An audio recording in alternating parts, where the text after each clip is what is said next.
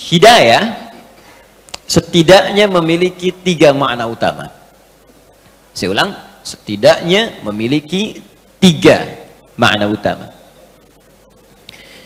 1, hidayah bisa berarti bimbingan Allah yang memudahkan seseorang untuk beribadah. Bimbingan Allah yang memudahkan seseorang untuk ibadah. Jadi kalau sudah mendapatkan hidayah ini, gampang, sholat gampang, enak. Bahkan sebelum waktu sholat sudah nanya, jam berapa sholatnya? Ini kan subuh baru selesai tadi. Ada orang baru subuh, udah nanya isya pak. Padahal baru subuh, isya nanti jam berapa katanya. Sebaliknya kalau jauh dari hidayah, itu agak repot tuh. Jangankan adzan, qomat pun belum tersentuh. Ujung waktu pun belum nanya. Tapi kalau masuk Ramadan, baru sahur nanya buka. Buka jam berapa, baru sahur. Jadi hidayah, jika sudah didapatkan oleh seorang hamba, maka dia akan memberikan kenikmatan untuk mengejar kemudahan dalam ibadah. Karena itulah ketika Allah menyebutkan hidayah diberikan pada orang takwa, pertama kali kalimat hidayah ya disebutkan dalam Al-Quran, ketika diberikan pada orang takwa, ciri orang takwa itu gemar ibadah. Itu ada di Quran surah kedua Al-Baqarah ayat 2 sampai ayat 4 itu ya. Dzalikal kitabu la raiba fi hudal lil muttaqin. Hudan itu jamak hidayah.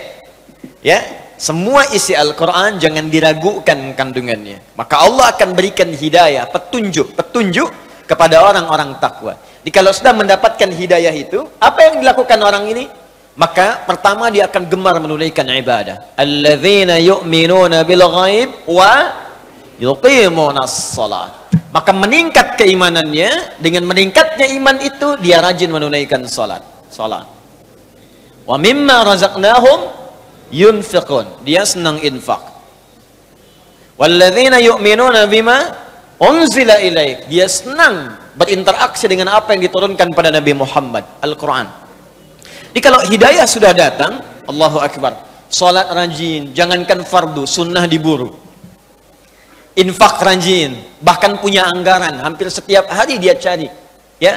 Bahkan dia siapkan bekerja itu bukan untuk jadi kaya pak. Kalau kaya biasa.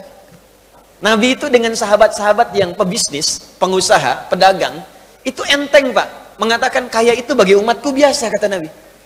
Di kaya itu bagi orang Islam itu mudah.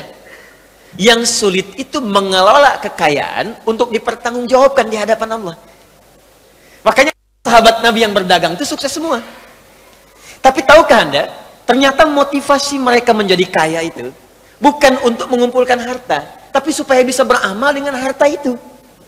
Makanya ketika ada menawarkan surga seluas langit dan bumi, dan amalan pertamanya itu bisa infak, semua orang pengen kaya supaya bisa infak. Quran surah ketiga ayat 133 sampai 134 ya, lihat kalimatnya, paling kanan sebelah atas di besar. Wasari'u ila maghfiratin min rabbikum wa jannatin 'arduha as-samawati wal ard u'iddat lil muttaqin. Bergegaslah anda istighfar, koreksi diri, jangan-jangan selama ini salah langkah. Salah langkah menggunakan harta, salah langkah mengamalkan ilmu, salah langkah menggunakan tubuh kita, kaki salah langkah, mata salah pandang, tangan salah bergerak. Hati-hati ya, keluar masjid salah pakai sendal. Awas, hati-hati. Mata salah lihat, istri di bawah, yang dilihat istri orang ya. Hati-hati, salah, banyak yang salah. Kata Allah, koreksi diri sebelum tiba waktunya pulang. Dan berharaplah punya cita-cita saat pulang nanti, punya tempat yang bagus. Anda di dunia punya harapan, nanti saya kerja, beli rumah begini, punya mobil sekian, pakaian bagus. Itu kan semua kita tinggalkan. Makanya saat seorang meninggalkan dunia, meninggal dia, kalimatnya telah meninggal dunia. Artinya semua yang melekat pada tubuh dia itu ditinggalkan. Sekarang Anda mau pindah ke akhirat yang tempatnya lebih jauh. Jarak 1 hari perbedaannya sama dengan 1000 tahun. Masa kita ke sana nggak bawa bekal, kan nggak nyambung. Yang dekat saja butuh bekal, apalagi perjalanan yang jauh. Sekarang Allah balik, bekal kamu apa? Maka Allah tawarkan, kalau Anda ingin pulang, aku siapkan sebuah tempat di surga yang paling indah, yang luasnya seluas langit dan bumi. Silahkan Pak, mau maraton bebas, mau koprol silahkan, seluas langit dan bumi, nggak tahu ujungnya di mana. Lalu Anda katakan, saya pengen, ya Allah, apa amalannya? Ayat 134-nya, amalan pertama amalan harta, alladzina yunfiquna fis sarai wad dharra, yaitu orang yang gemar infak. Maka ketika ayat ini turun, sahabat tuh ngejar infak Pak. Infak tuh kan nggak mungkin dikerjakan kalau nggak ada yang diinfakkan. Makanya ada yang berusaha untuk dagang. Supaya apa? Bisa infak. Abdurrahman bin Auf itu sampai jadi orang paling kaya se-Madinah pada saat itu.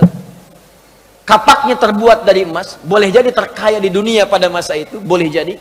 Itu apa yang paling bahagia ketika beliau dapatkan? Bukan saat hartanya ada Pak, tapi ketika sepertiga orang Madinah itu diinfaki oleh beliau, dibebaskan utangnya. Sepertiga orang Madinah, saya bebaskan utangnya. Abdurrahman bin Auf.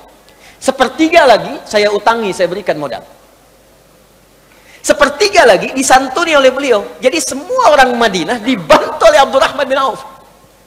Utsman bin Affan radhiyallahu taala anhu, infaknya abadi sampai sekarang. Sumur Yahudi dibeli oleh beliau. Yang tadinya setiap orang datang bayar, kata Utsman nggak usah, sekarang ambil ya kalau haus. Ada kebun kurma sekitarannya dibeli oleh Utsman, lapar ambil. Sampai sekarang itu masih ada, akan jadi pemukiman. Setiap ada bagian dari situ disimpan di Bank Saudi, diinfakkan, disedekahkan atas nama Utsman bin Affan. Sudah 15 abad. Menantu Nabi, sahabat Nabi, orang yang paling dekat dengan Nabi, disebut pemalu. Bahkan malaikat Jibril datang kepada Nabi, kalau ada Utsman ikutan malu malaikat. Tuh. Masih bisa kerja untuk infak. Antum sahabat Nabi bukan, menantu juga bukan, malaikat turun belum tentu malu lihat antum. Sekarang antum masih pengen ngejar dunia, apa persiapan Anda untuk akhiratnya? Dan Anda merasa satu saat kita akan pulang, mungkin hari ini kita meninggal, apa persiapannya? Maka kalau sudah Allah berikan hidayah kepada kita, maka persiapan akhirat itu lebih mudah Pak. Enak gitu, mau bangun mau tahajud seketika, bahkan bertanya, bahkan nyiapkan waktunya. Mau baca Quran, bahkan udah siap-siap, punya agenda. Sehari 1 juz, sehari 1 juz, 30 hari khatam. Saya mau tanya pada Bapak Ibu, siapa yang ingin ke surga angkat tangan? Masya Allah, yang surganya Firdaus, yang pengen bersama Nabi.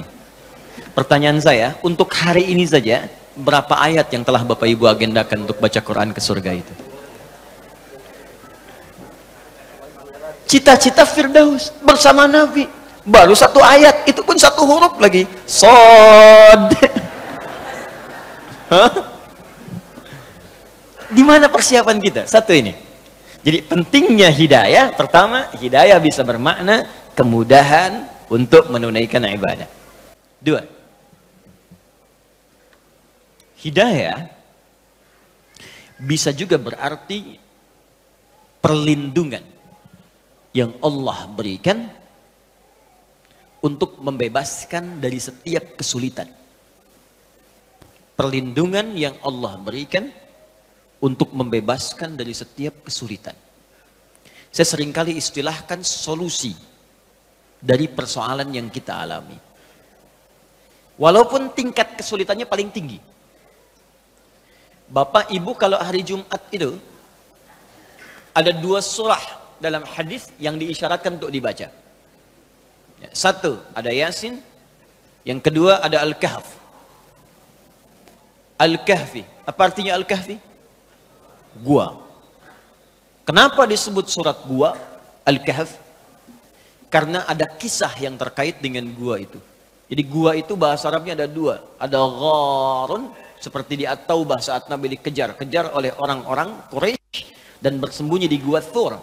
Maka Allah menurunkan sebuah kisah menyampaikan pada kita, idhuma fil ghar, gharun, idh yaqulu li sahibi la tahzan innallah. Nah, kalau Bapak Ibu misalnya ke Mekah, kemudian ke Jabal Nur itu, naik ke atas 700 meter ke atas itu, turun sedikit, itu nanti akan melihat di situ ada gua Hira, tulisannya Gharu Hira. Ya. Mudah-mudahan yang belum umrah atau haji bisa disegerakan ya. Ya, tidak cukup dengan amin, nabung. Dari sekarang, nabung, siapkan. Ya. Nah, 2, ada yang disebut kahfun, al-kahf. Kalau Kahfun, itu dalamnya lebar, Pak. Agak besar guanya. Sehingga yang masuk itu tidak hanya 1, 2. 3 bisa masuk, 5 bisa masuk, 7 bisa masuk.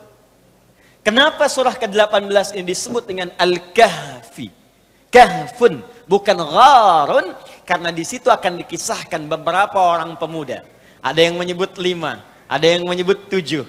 Artinya lebih daripada 1 dan 2. Mereka dikejar-kejar, terdapat kesulitan yang luar biasa, sedang punya problem, masalah. Bahkan masalah ini bisa berpengaruh kepada jiwa. Kalau bukan intimidasi, bisa dieksekusi.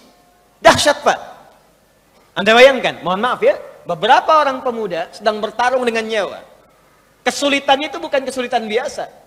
Bukan kesulitan sekedar harta benda, pekerjaan yang belum didapat, uang bulanan yang belum diraih, kesulitan di perjalanan yang terkadang dengan macet. Bukan, taruhannya nyawa. Kalau ketahuan, selesai, eksekusi.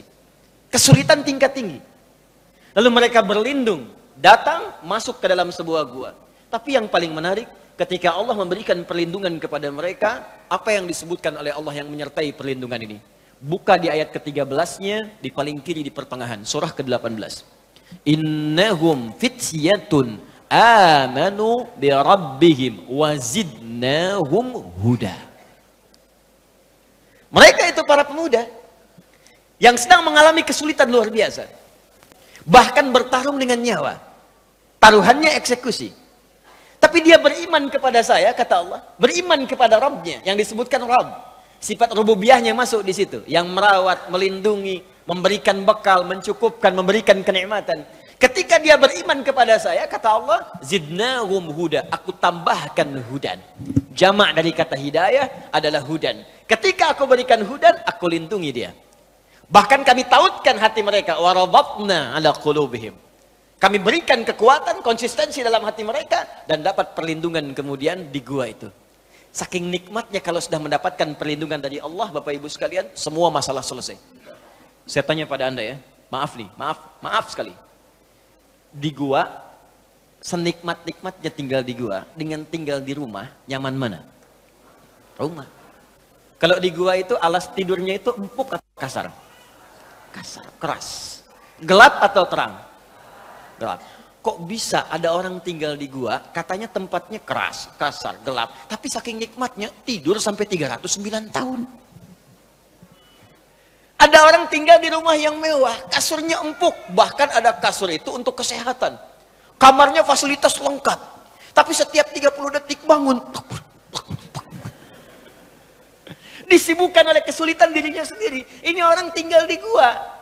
Tempatnya terlihat sempit. Keadaannya keras. Ya, gelap. Tapi bisa nikmat tidur sampai 309 tahun. Gak ada yang ganggu. Dan diatur oleh Allah semua.